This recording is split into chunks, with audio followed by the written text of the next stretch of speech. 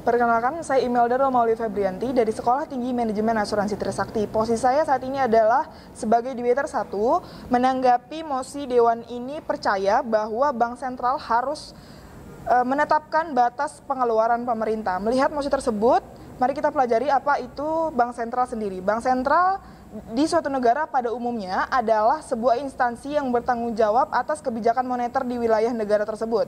Bank Sentral berusaha menjaga stabilitas nilai mata uang, stabilitas sektor perbankan, dan menjaga sistem finansial secara keseluruhan. Melihat definisi Bank Sentral yang bertanggung jawab atas kebijakan moneter sendiri adalah sebuah kebijakan yang dikeluarkan oleh Bank Sentral dalam bentuk pengaturan persediaan uang untuk mencapai tujuan tertentu, di mana tujuan tertentu tersebut adalah untuk mencegah terjadinya peningkatan uang beredar secara berlebihan atau sangat berkekurangan.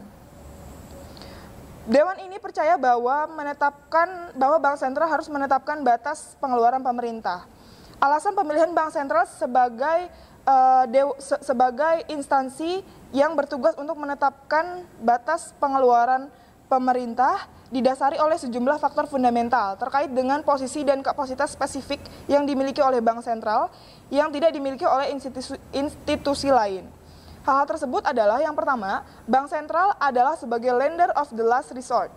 Fungsi Bank Sentral sebagai otoritas yang bertanggung jawab atas kebijakan moneter erat kaitannya dengan fungsi klasik Bank Sentral sebagai lender of the last resort.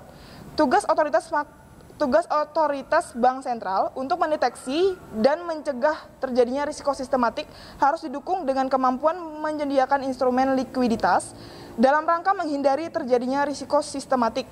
Dalam hal ini, Bank Sentral merupakan satu-satunya lembaga yang memiliki kemampuan menciptakan likuiditas. Hal yang kedua adalah Bank Sentral sebagai otoritas moneter. Kebijakan mikroprudensial akan memitigasi atau kebijakan Bank Sentral akan memitigasi dan meminimalkan perilaku pengambilan risiko yang berlebihan yang dapat mengganggu kestabilan harga. Sementara kestabilan harga itu sendiri merupakan tujuan pencapaian kebijakan moneter. Di negara yang perekonomiannya didominasi oleh perbankan, Bank Sentral sebagai otoritas moneter dan instansi yang bertanggung jawab atas kebijakan moneter harus mewujudkan perbankan yang sehat dan stabil karena transmisi kebijakan Bank Sentral dilakukan melalui jalur perbankan. Hal yang ketiga adalah Bank Sentral sebagai otoritas sistem pembayaran.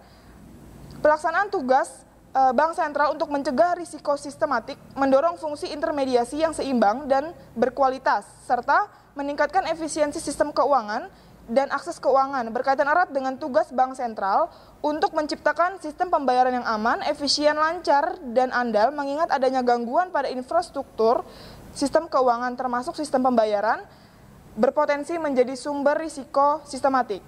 Hal yang keempat adalah bank sebagai instansi yang memiliki kapasitas dalam bentuk pengetahuan dan keahlian secara institusional dalam melakukan asesmen risiko sistem keuangan secara menyeluruh. Bank Sentral memiliki kapasitas mengidentifikasi, memantau, dan menilai potensi risiko dan kerentetan yang dapat mengganggu stabilitas sistem keuangan baik dari kondisi makroekonomi global dan domestik. Dan tidak terbatas hanya pada perbankan. Bank Sentral memberikan asesmen secara menyeluruh dengan mempertimbangkan keterkaitan antar sektor sehingga dapat memberikan gambaran potensi ketidakseimbangan di sistem keuangan dan bagaimana transmisi dampak yang terjadi terhadap sistem keuangan akibat dari ketidakseimbangan tersebut. Hal yang kelima adalah Bank Sentral merupakan institusi yang memiliki kapasitas untuk merumuskan bauran kebijakan secara komprehensif. Dalam menghadapi permasalahan multidimensional, negara berkembang memerlukan alternatif pendekatan yang menggabungkan perspektif dan sejumlah kebijakan, di mana kebijakan tersebut merupakan kombinasi moneter, makroprudensial, dan sistem pembayaran, agar kebijakan menjadi lebih efektif.